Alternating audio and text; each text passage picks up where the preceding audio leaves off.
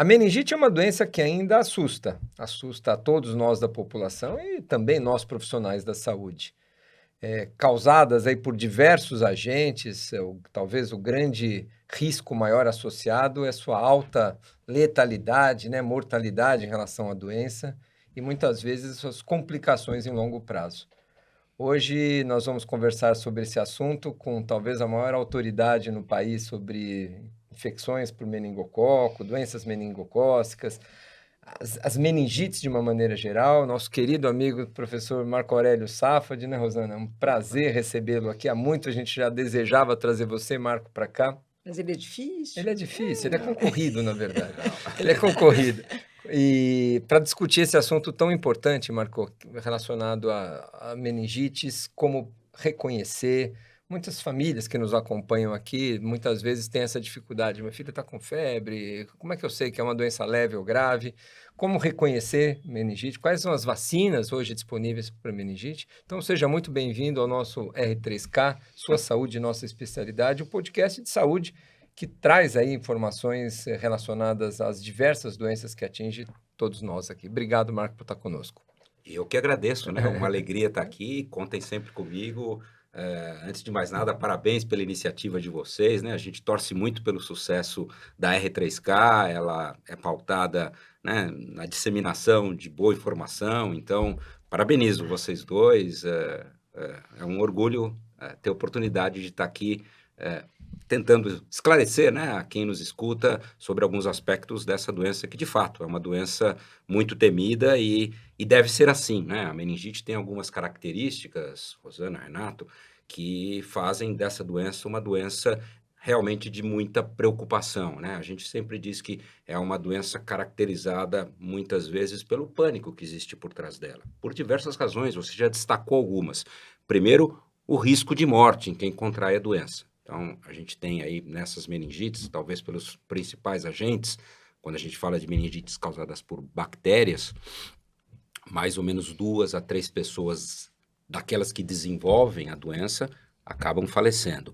Entre os 7, 8 desses 10 que contraíram a doença e que sobrevivem, boa parte deles, quase a metade, vai sobreviver com algum tipo de sequela. Esse é um primeiro ponto importante. Algumas dessas bactérias também têm uma característica que é a imprevisibilidade. São doenças que acometem, na grande maioria, crianças, adolescentes e mesmo adultos previamente saudáveis. Então, não fazem parte daqueles grupos de risco que habitualmente a gente tem mais ferramentas para cuidar deles e para estar atento, né? Então, a gente sabe que essas meningites, mais de 90% desses casos ocorrem em indivíduos que eram previamente saudáveis. Ocorrem em surtos, né? Então isso também é um fator de pânico, porque quando há um caso numa escola ou num ambiente de trabalho, etc., há sempre o temor de que outros casos ocorram a partir daquele caso índice. Então, de fato, é uma doença que, a despeito de termos hoje, né, taxas de incidência que talvez não sejam tão altas como de outras doenças, elas merecem sempre muita atenção das autoridades de saúde pública, muita atenção dos pais, daqueles que cuidam desses pacientes e todas as ferramentas que estiverem ao nosso alcance e que sejam efetivas e seguras para reduzir o risco dessas doenças, seguramente são ferramentas que a gente vai utilizar. Marco, eu diria que no Brasil, em especial, se você perguntar para os pais, né? Você fala de várias doenças. Eu acho que a que mais assusta a hora que você fala, não, é meningite, é risco de meningite, tem vacina, ou mesmo a hora que você vai, às vezes até um quadro mais leve, mas que pode ter o acometimento da meningite, a gente às vezes até evita usar a palavra porque eles morrem de medo. Então, minha pergunta é, no Brasil, nós temos mais meningite quando a gente compara com o resto do mundo ou estamos mais ou menos do mesmo jeito? Tem algum dado que a gente tenha que chamar atenção para o nosso país? É sempre importante conhecer a nossa realidade, né, Rosana? Então, essa é uma pergunta muito importante.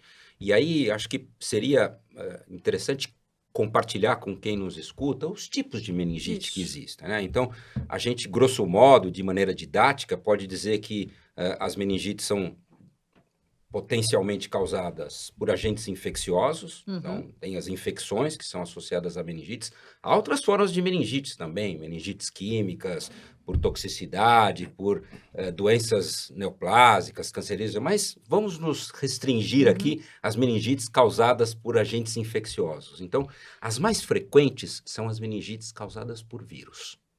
Felizmente, são meningites menos associadas a risco de mortes, menos associadas a risco de sequelas.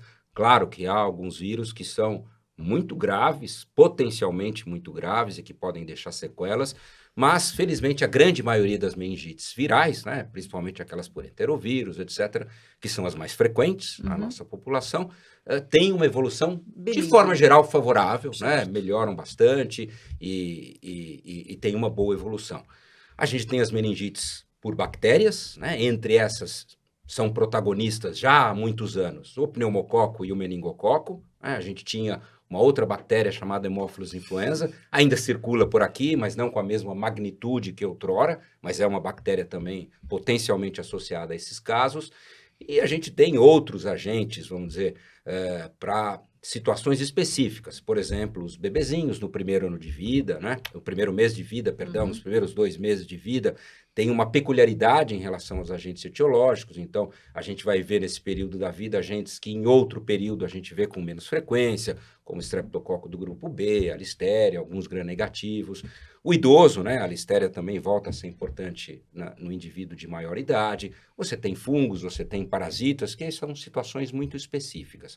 Mas agora, respondendo a sua pergunta, né? O que acontece no Brasil, é importante a gente entender esse cenário. O Brasil sempre foi um país que se destacou ao longo dos anos por ser um país com altas taxas de incidência de doença pelo meningococo. O meningococo sempre foi uma bactéria de particular relevância para nós, Rosana. Quem tem um pouco mais de idade, como eu, talvez vá se lembrar, né, da década de 70, que a gente teve uma grande epidemia aqui no Brasil. Eu era um jovem adolescente a essa época, né? E o Brasil foi palco, foi experiência. Acho que é legal contar isso, porque é uma experiência única, né?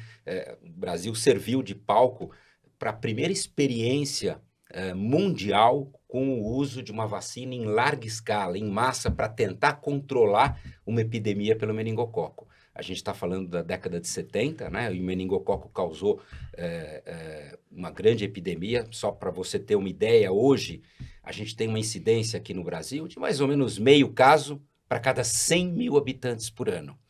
Na época, nós tivemos aqui na cidade de São Paulo uma taxa de incidência que chegou a 180 casos para cada 100 mil habitantes. É uma brutalidade se a gente imaginar isso, com uma estrutura hospitalar muito diferente da que a gente tem hoje. As histórias do Emílio Ribas, eu não era do Ribas nessa época, que a pia de lavar mão virava berço e tinha criança, inclusive colchões no chão, etc., do número de crianças que a gente tinha e pacientes com meningite nessa época. Desculpa. Imagina, são histórias verdadeiras, né? E é exatamente isso e muito mais. Então, foi realmente um impacto muito grande. E eu lembro que a gente foi alvo dessa experiência de vacinação. A gente fazia fila no colégio, né, para receber a vacina. Na época não tinha HIV, hepatite C, então era uma pistola, né? A mesma agulha, né? A mesma... Era pressão, exato, não tinha era pressão, mas pressão. era pressão, mas hoje em dia não há possibilidade de usar um instrumento assim. E, de fato, foi exitosa essa campanha, a gente conseguiu controlar. Então, desde então, o Brasil sempre protagonizou as taxas de incidência aqui do continente americano, de uma forma geral, e sempre... Então, eu acho que se tem um agente que é peculiar, o Brasil foi diferente, talvez seja o meningococo, por essas características. Né? Você falou de surto, Marco, de epidemias, de surtos em escolas, em empresas, em municípios, como a gente viveu na década de 70... Mas para quem está nos escutando, como é que se pega, meningite? Como é que é a transmissão da doença? Por que às vezes dá um caso e às vezes dá um surto? Qual que é a lógica da transmissão das meningites de uma maneira geral? É muito importante perguntar isso. Depois eu vou contar uma historinha do que aconteceu aqui na Covid, que acho que ilustra de forma didática isso, né?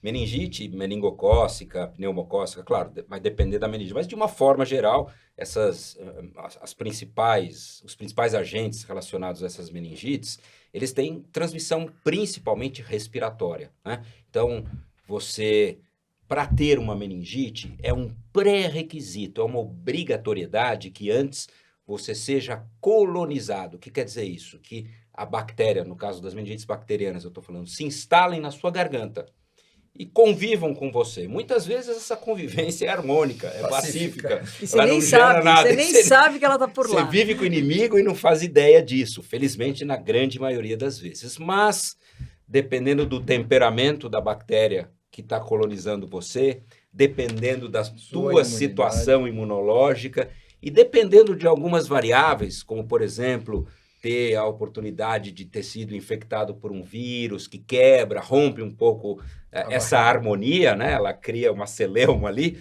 e facilita a entrada da bactéria na corrente sanguínea, ela vai se multiplicar na corrente sanguínea, provoca o que a gente chama em medicina de bacteremia, e essa bacteremia muitas vezes faz com que caprichosamente aquela bactéria possa ir uma vez para o pulmão, vai provocar uma pneumonia, ou ela pode ir para o sistema nervoso central, para o nosso cérebro, e aí provocar a inflamação nas meninges e provocar a meningite. Então, a transmissão é basicamente via respiratória, né? E você tem que ser colonizado. E aí você vai me dizer, pô, mas e durante a pandemia? A gente não usou máscara, fechou escola, evitou contato. Não era para diminuir os casos de meningite? E de fato diminuíram. Acho que não houve nenhum momento da história com registro de tão baixo número de casos, Renato, como durante os primeiros 2 anos da pandemia, principalmente 2021, quando essas medidas estavam implementadas. Então, acho que isso ilustra para as pessoas, né, de forma didática, claro, que de fato a transmissão realmente, se alguém tinha alguma dúvida. Nenhuma dúvida. Ou seja, já entendi, doença grave, doença que pode deixar sequelas, tem todo esse risco de transmissão, mas e prevenção? Fala um pouquinho sobre a vacinação da meningite. Qualquer ferramenta, qualquer estratégia que possa minimizar o risco dessa doença, atenuar sua gravidade, é obviamente muito bem-vinda. E isso facilitou muito, Rosana, o desenvolvimento de vacinas para combater os principais agentes envolvidos nas meningites bacterianas, principalmente, né? Então, eu acho que hoje a gente tem uma meningite, uma vacina consagrada, que é a vacina contra o hemófilos influenza tipo B. Na época que eu era residente, ele era um dos agentes, se não o principal, em crianças, e hoje a gente raramente tem um caso reportado, então é um exemplo de sucesso, né? A vacina contra o hemófilos influenza. Dentro da pentavalente, porque às vezes as pessoas estão ouvindo a gente e falam, será que tomou vacina é essa, né? Que vacina é essa, né? Então, só para lembrar.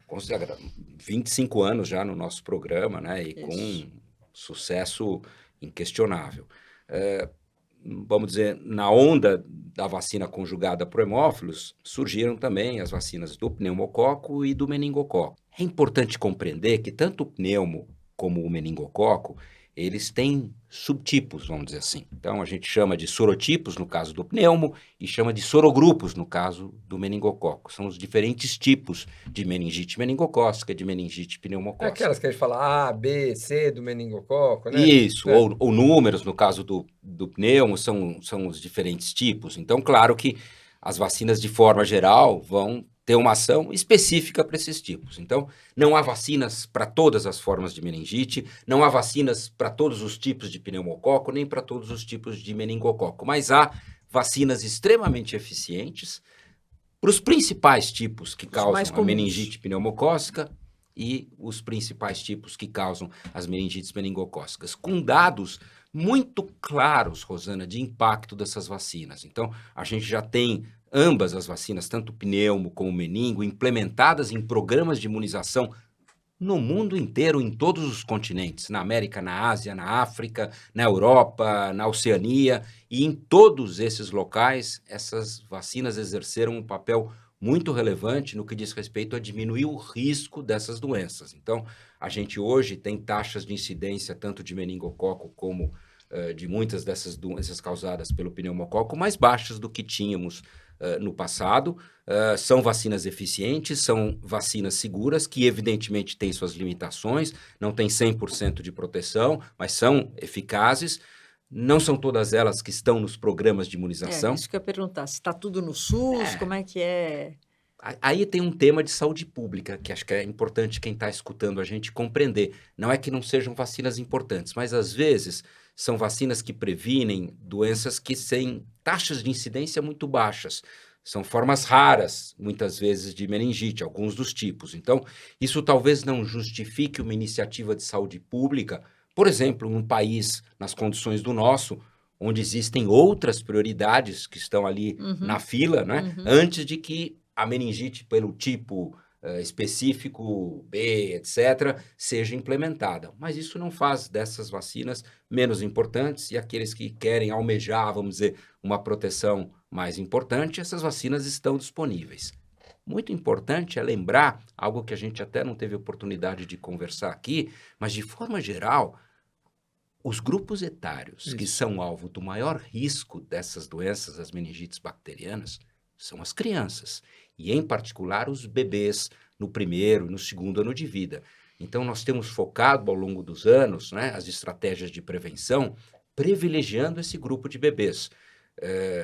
A gente compreende que são doenças que podem incidir em qualquer momento da vida, mas de forma geral, nos primeiros 2 anos de vida que a gente tem o maior risco da ocorrência dessas doenças, e é o grupo que a gente Por tem isso, então, que as vacinas focado, estão né? concentradas, em especial no nosso Programa Nacional, nesse período. Tanto o pneumococo como o meningococo. A certo? gente colocou nos calendários, né, Marco? A Aham. gente participa junto da elaboração deles, do calendário de vacinação, das recomendações, tanto da Sociedade Brasileira de Pediatria como de imunizações. A recomendação é para crianças e adolescentes. Até 20 anos de idade, a gente acha que vale a pena vacinar.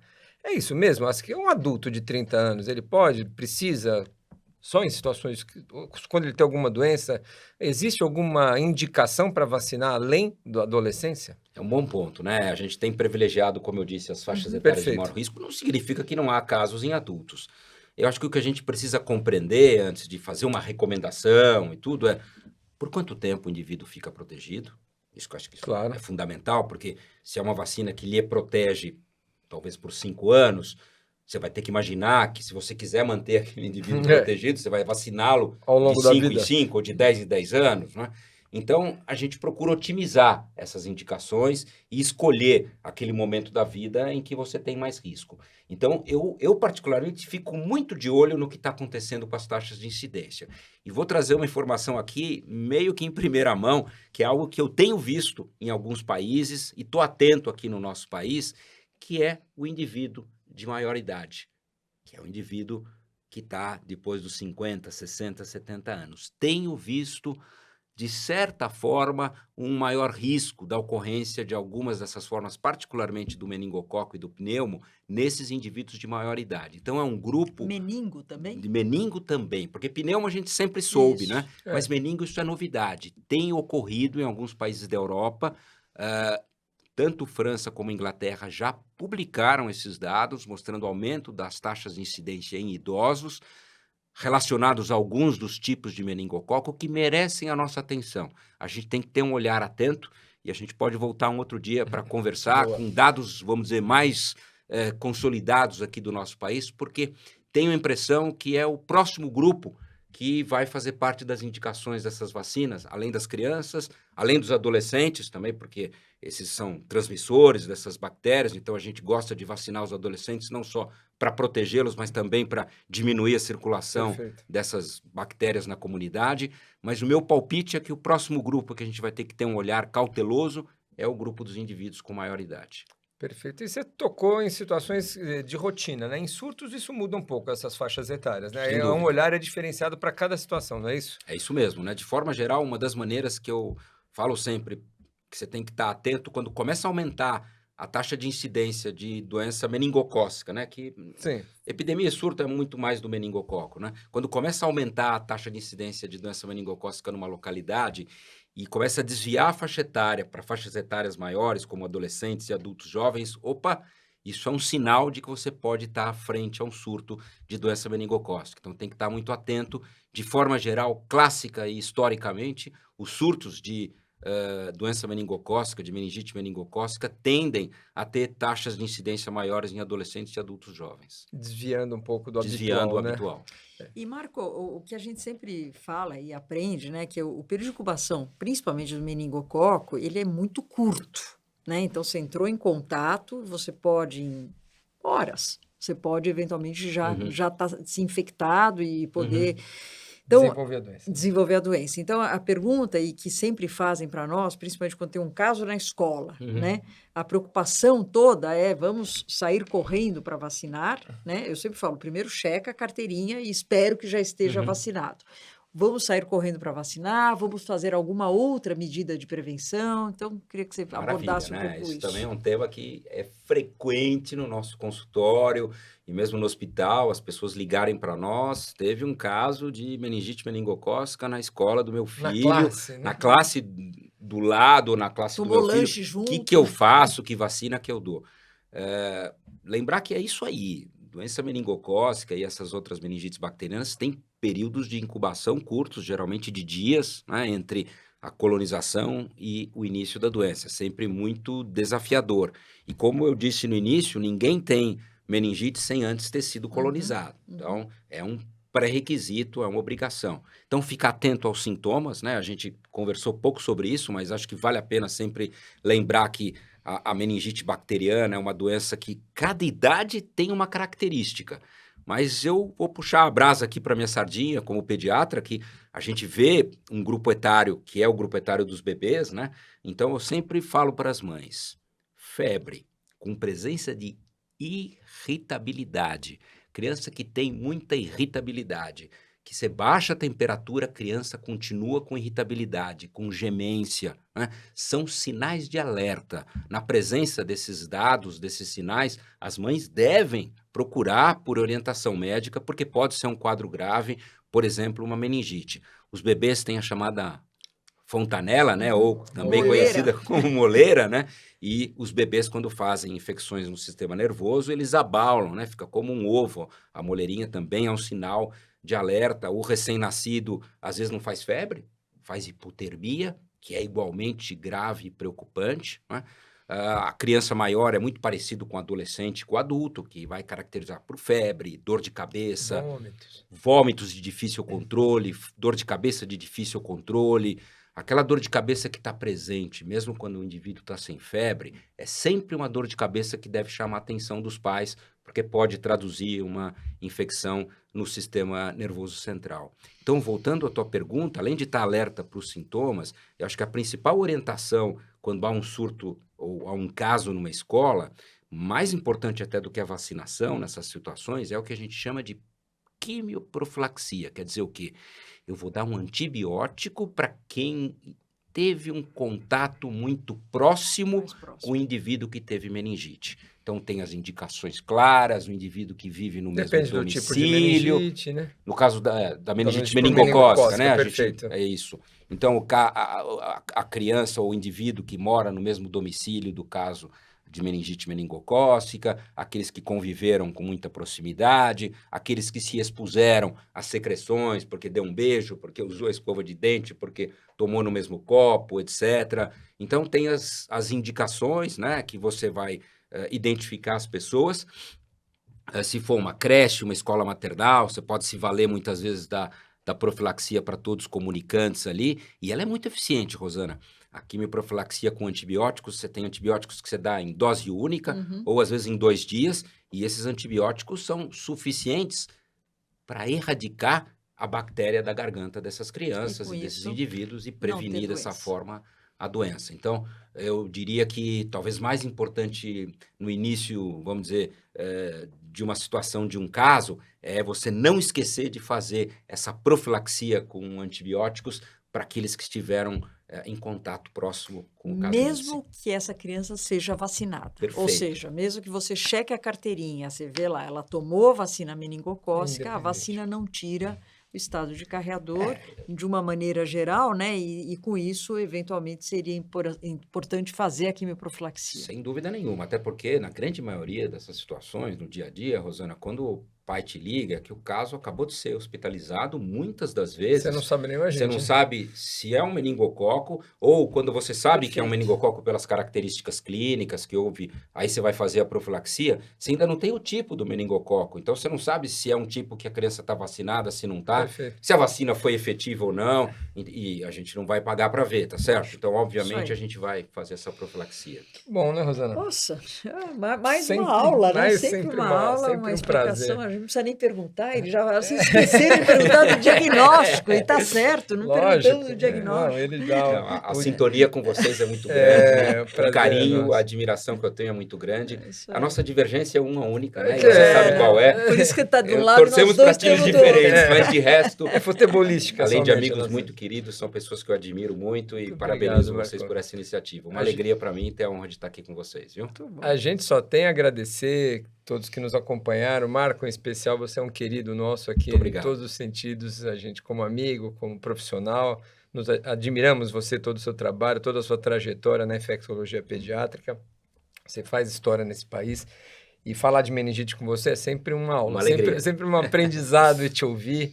E todos que nos acompanharam certamente aí ficaram também muito mais bem informados sobre a meningite, os seus sintomas, suas formas de prevenção. Acompanhe a gente aí no R3K, Sua Saúde, Nossa Especialidade, nas nossas redes sociais, @MarcoAurélio Safad, no LinkedIn, no Instagram, @Renato Kifuri, @Rosana Richman e o @RK Oficial. Nos nossos tocadores de podcast também, está o nosso videocast aqui também gravado para que vocês possam acompanhar e nos ajudar a divulgar essas informações de saúde sempre com muita qualidade. Obrigado, Rosana. Obrigado, Marco. Eu que Até a agradeço. próxima. Muito obrigada. Muito obrigado.